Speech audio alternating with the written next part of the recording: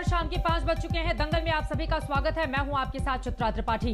25 तारीख के मुकाबले 26 तारीख के जो आंकड़े सामने आए हैं वो मामूली राहत देने वाले हैं, क्योंकि कोरोना संक्रमित मरीजों का आंकड़ा 3,23,144 दर्ज किया गया है। लेकिन ये लगातार छठवां दिन है जब आंकड़ा 3 लाख के पार रहा, और जबकि 7वां दिन है जब मरने वालों की तादाद 2000 से ज्यादा है। 2700 मौतें दर्ज की गई हैं बीते 24 घंटे में। यह आंकड़ा कहां पर जाकर कब और किस रूप में थमेगा, ये इस देश में सबसे बड़ा सवाल कायम है। लेकिन इन सब के बीच देश की सुप्रीम कोर्ट हो या फिर हाई कोर्ट, उनकी जो टिप्पणी निकलकर सामने आ रही है वो काफी ज्यादा महत्वपूर्ण हो जाती है। देश की सर्वोच्च अदालत ने कहा है कि जब युद्धकाल चल रहा हो तो कोई मूक दर्शक नहीं बना रह सकता, और ऐसे में कई महत्वपूर्ण टिप्पणी भी उनकी ओर से की गई है, जबकि दिल्ली हाईकोर्ट की ओर से भी लगातार सवाल खड़े किए जा रहे हैं। आखिर मौजूदा हालात को लेकर जिम्मेदार और जवाबदेह कौन है? इन सब के बीच पार्टियों के भीतर आपसी रस्साकशी जो लगातार जारी है, वो कोरोना के संक्रमित आंकड़ों को लेकर भी सवाल खड़े कर रही है कि इस मौजूदा वक्त में जब देश को एकजुट होना जाना चाहिए, जब राजनेताओं को एक सुर से कोरोना का मुकाबला करना चाहिए, तो फिर राजनीतिक सुर अलग अलग इस पूरे मामले में क्यों दिखाई दे रहे हैं? क्या दलगत राजनीति से यह ऊपर उठने का वक्त नहीं है? आज इसी विषय को लेकर दंगल में हम बहस करेंगे। कई राज्यों के स्वास्थ्य मंत्री भी हमारे साथ जुड़ेंगे। उनके साथ हम जानेंगे कि क्या कोरोना संक्रमण के बढ़ते मामलों के मद्देनजर केंद्र से भरपूर सहयोग उन्हें मिल रहा है या फिर नहीं, जो आज सर्वोच्च अदालत की ओर से भी सवाल पूछे गए हैं। लेकिन उसके पहले यह रिपोर्ट देखिए।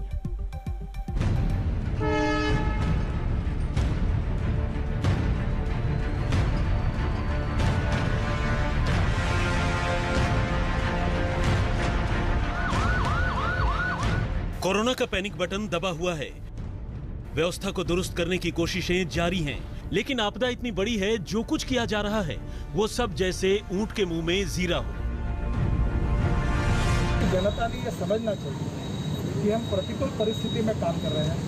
हम ऑक्सीजन की कमी है, दवाई की कुछ जगह कमी है, डॉक्टरों की कमी है, स्टाफ की कमी है, तो थोड़ी सी अड़चनें आ सकती हैं। और लोगों की जान बचाने के लिए हम लगातार एक्सपेंशन कर रहे हैं देश का। सवाल है इन परिस्थितियों में किया क्या जाए, कैसे ज्यादा से ज्यादा लोगों की मदद की जाए। हालात कैसे हैं ये बीते कई दिनों से आप देख रहे हैं, लेकिन जमीनी सच्चाई बार बार बतानी जरूरी है। देखिए, दिल्ली के छतरपुर में कल ही खुले डीआरडीओ के 500 बेड वाले कोविड अस्पताल के बाहर क्या स्थिति है। दरवाजा बंद है। जी हाँ, हम उस कोविड सेंटर पे खड़े हैं जिसकी कल शुरुआत हुई है। सबसे बड़ा कोविड सेंटर बताया जा रहा है दिल्ली का, लेकिन बेबस लाचार मरीजों के लोग जो भी यहाँ पर आ रहे हैं उनकी स्थिति देखिए।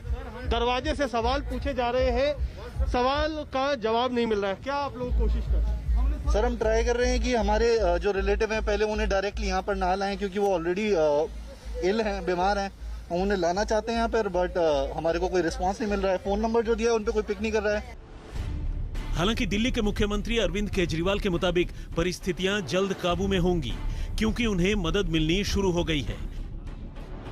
केजरीवाल के मुताबिक अस्पतालों में ऑक्सीजन की सप्लाई की व्यवस्था में मदद के लिए बैंकॉक से टैंकर आ रहे हैं।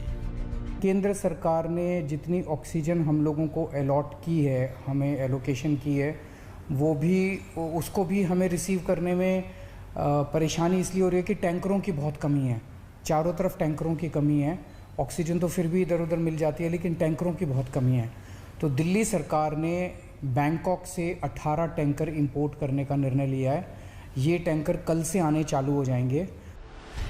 इस बीच राजस्थान ने जरूरी दवाओं और ऑक्सीजन की सप्लाई सुनिश्चित करने के लिए केंद्र से गुहार लगाई है।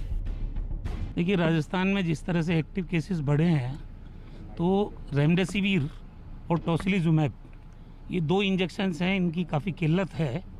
और स्टेट की ज़रूरत के हिसाब से जो कोटा हमको अलॉट किया भारत सरकार ने 67,000 अप टू 30 अप्रैल, तो उसमें से 30,000 हमको अभी तक सप्लाई मिला है। 3 दिन अभी इस पीरियड को पूरा होने में बाकी है। हम कह रहे हैं कि ये 37,000 तो हमको तत्काल दो। कोरोना के संकट काल में व्यवस्थाओं की कमी से दिक्कतें आई हैं, तो जमकर राजनीति भी हुई है। मोदी सरकार को विपक्ष हालात के लिए जिम्मेदार ठहरा रहा है, तो बीजेपी ने कांग्रेस शासित राज्यों के कोरोना आंकड़ों का आईना दिखाने की कोशिश की है। इसी राजनीति के बीच हरियाणा में मुख्यमंत्री मनोहर लाल खट्टर अपने एक बयान से विवादों में आ गए हैं। मौत के आंकड़े छुपाने के आरोपों पर जब उनसे सवाल किया गया तो उन्होंने कहा कि ये वक्त आंकड़ों पर ध्यान देने का नहीं है, बल्कि व्यवस्था ठीक करने का है। जिस प्रकार का ये संकट आया है, इस संकट में हमको डाटा के साथ नहीं खेलना है। हमको लोगों का कैसे स्वास्थ्य ठीक हो, कैसे उनको हम राहत पहुंचा सकें, सारा ध्यान हमारा सब उधर ही होना चाहिए। अब जिसकी डेथ हो गई है वो वापस हमारे शोर में जाने से जीवित होता नहीं है। हम हर संभव प्रयत्न करेंगे कि सब लोगों को बचाया जाए। अब डेथ्स कम है या ज़्यादा है, इस विवाद में पड़ने का कोई अर्थ नहीं है। बहरहाल कोरोना के नए आंकड़े आज लगातार छठे दिन 3 लाख के पार आए हैं। हालांकि कई दिनों बाद आंकड़ों में बीते दिन से गिरावट आई है। महाराष्ट्र में एक दिन के नए आंकड़े भी 50,000 से कम आए हैं। चंडीगढ़ से सत्येंद्र चौहान और दिल्ली से कुमार कुणाल के साथ आज तक ब्यूरो। देश के अलग अलग हिस्सों से जिस तरह की तस्वीरें सामने आ रही हैं, उन्होंने बहुत सारे सवालों को जन्म दे दिया है। लेकिन इन सब के बीच आपको बता दें, इस वक्त की बड़ी खबर, दिल्ली हाई कोर्ट पूरे मामले में जिस तरह से अपने सख्त और तल्ख टिप्पणी कर रहा है, इस वक्त की बड़ी जानकारी ये निकलकर सामने आई है। एक बार फिर से दिल्ली